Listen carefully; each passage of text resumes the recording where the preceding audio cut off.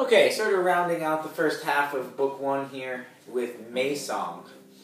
Wanted to, of course, play through it once without the repeat, and then highlight just a couple of things that I'm thinking about when I'm teaching this song.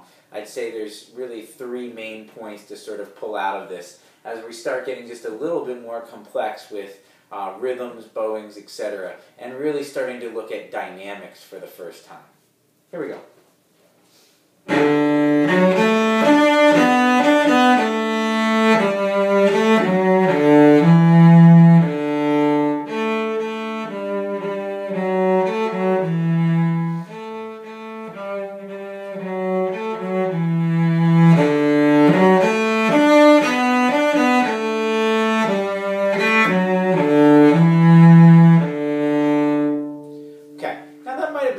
Faster than some of you might play it. Just to give you a little bit of a reference that you can maybe play along with, I'm going to go slower for some of the people that want something that they can sort of listen to and practice along to. And then we'll talk about some of the issues. 1, 2, and 3, and 4, and...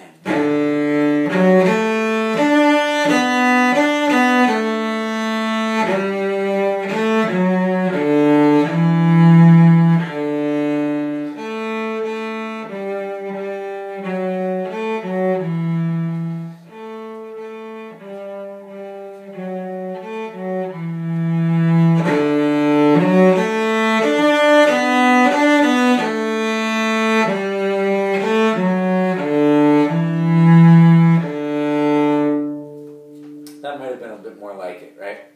Anyway, so there's three main things, like I said. The first is the rhythm in the very first bar. This rhythm and bowing pattern can be very problematic at first. And so you want to really, this is the first time I'm going to show you really how to break down a piece of music and practice something that may be a little bit different in your pattern so that you can then sort of simplify things. And this is what I mean. So, this first measure. That might be an awful lot for you to coordinate right now. And I would go ahead and encourage you to make this a bow exercise and then include the left hand. So what I mean is this. Make sure that you can do the bowing without your left hand involved. And when you take that left hand out of this, first measure is going to be a little bit more simple, of course. This is the first measure repeated over and over again.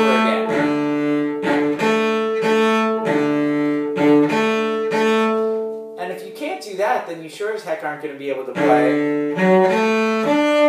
So, simplify, make it a bowing exercise first. Make sure your rhythm is nice and tight. And give yourself just that little bit of space in between, if you hear me. Just that little bit of space, which allows me to really grab the string as I go back and forth, so I don't get... Okay? You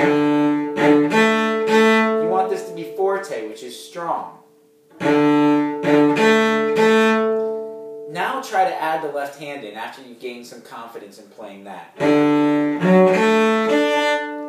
It's probably going to take several times, just that first measure. Check this ringing tone. It's a fourth finger right here, so it should ring like crazy, right? Do you hear mine? Check it. Listen for the ringing tone. Once you've heard that, you know that it's in perfect tune, right? And then it's time to go on.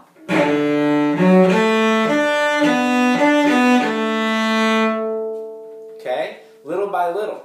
Now you reach measure 3 and you realize that it's similar to measure 1. It's kind of difficult bowing-wise. Well, likewise, you might want to isolate that and make it a left or make it a bow exercise first. And you'll find that this one is a little bit different than the first one. Notice making sure that the 8th note is nice and solid and tight and you engage or grab the string. 1 and 2 and 3 and 4 and 1 and 2 and 3 and 4 and 1 and 2 and 4. Good. Now that I'm confident with that, let me add the left hand.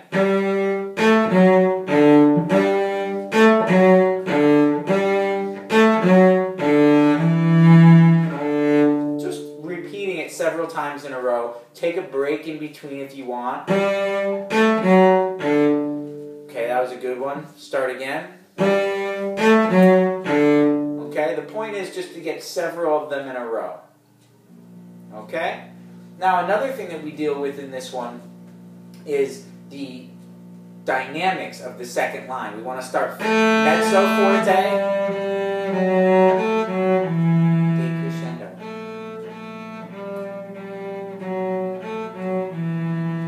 Before exploding back into the return of the A material. Okay? So if you saw me, a little bit less bow, then a lot less bow, and little weight. This is our ABCs of bowing that we'll talk a lot more about. Less arm weight and less bow are going to equal a smaller sound. And then I'm heavy and big into the string when I come back.